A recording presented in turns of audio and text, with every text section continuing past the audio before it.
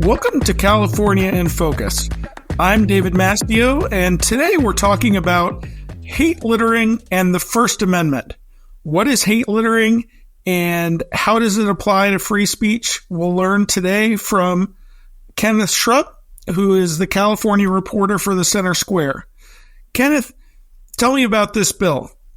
Hey, David. Hate littering is the, quote, distribution of hateful materials on the private property of another without authorization for the purpose of terrorizing and reckless disregard for the risk of terrorizing the owner or occupant of that property. This bill goes on to define terrorizing as causing a person of ordinary emotions and sensibilities to fear for personal safety. Those who do commit hate littering can be sued in civil court, not criminal court, by victims for actual damages suffered, in addition to exemplary damages, a civil penalty of $25,000 and attorney's fees. Does it define what hate is?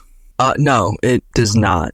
It could be something that makes one fearful so long as one can prove in court that more likely than not that the person who is giving out the material knew they could cause someone to be terrorized. Well, these days you can be terrorized by almost anything. In a time of safe spaces and hate speech restrictions on campus, is this that idea coming to California writ large? I believe so, and I think that the intent of this bill, by being put into civil code instead of criminal code, underscores that. If under criminal code you have to have, a pretty much without more than a reasonable doubt proof that someone committed a crime like this, you need something like 95% certainty. In civil court, it just has to be more likely than not. So it does appear that this was created to make it an easy way for people to sue people for content that arrives on the doorstep that they don't like. This also could be pursued not just by individuals suing individuals, but the government, because California's Department of Justice, other city and local attorneys do pursue civil rights crimes under which this would fall. And you talked to First Amendment advocates about this. What did they say? They said that based on the rollout of this, they do believe they could be used to target constitutionally protected speech. Aaron Turr, the Foundation for Independent Rights and Expression, the Director of Public Advocacy, told me that if you look at the press release from the rollout of this, that they do cite stories where there are, and I quote, police said there were no direct threats, which sort of seems to imply that they will use this law to target speech where, like, someone has not actually had a threat made against them. And threats against people that are quote-unquote true threats include when a speaker directs a threat to a person or group of persons with the intent of placing the victim in fear of bodily harm or death.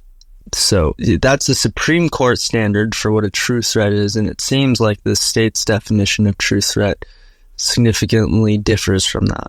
So California isn't exactly in the best place on free speech issues right now. A couple of weeks ago, you did a story on FIRE's worst examples of threats to free speech around the country, and many of them were in California. Is that right?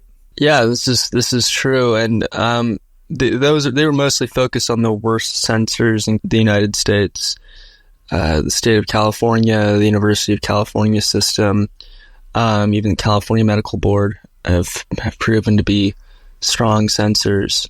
But something else I'd really like to highlight is two other bills that were introduced in California that could really threaten free speech worldwide.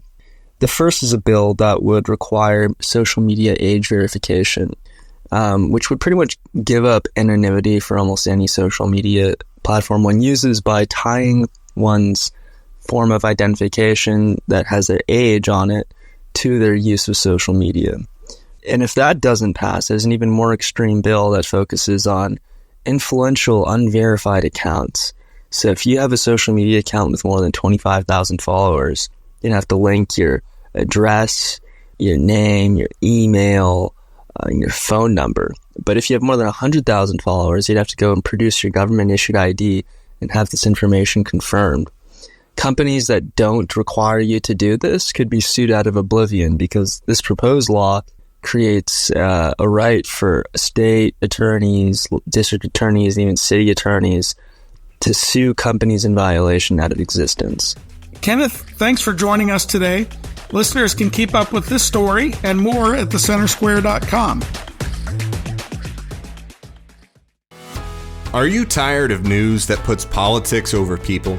At the nonprofit Franklin News Foundation, we believe in putting people over politics by delivering nonpartisan news and audio content that serves you, the American taxpayer. With Franklin News Foundation, you can read fact-based, state-focused news for free at thecentersquare.com. You can listen to civil, balanced conversations between policy experts through our podcast network at americastalking.com. Or you can get in-depth news on K-12 education spending, curriculum, and school safety at chalkboardnews.com. It's all free through Franklin, where we put you, the American taxpayer, first in every story, episode, and conversation. And it's only possible through our supporters. Together, we can produce content that puts people over politics and brings Americans the news they deserve. Become a supporter today at franklinnews.org/donate. Once again, that's franklinnews.org/donate.